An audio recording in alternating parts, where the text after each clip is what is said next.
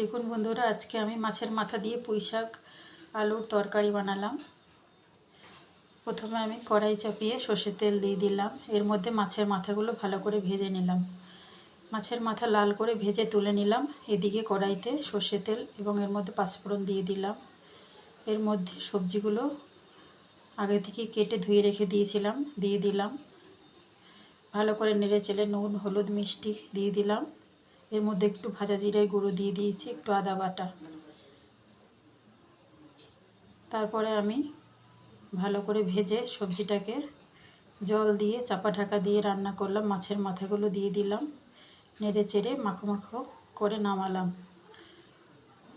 এভাবে আপনারা অল্প মশলায় পুঁই শাক আলুর তরকারি করে খাবেন, খুব ভালো লাগবে।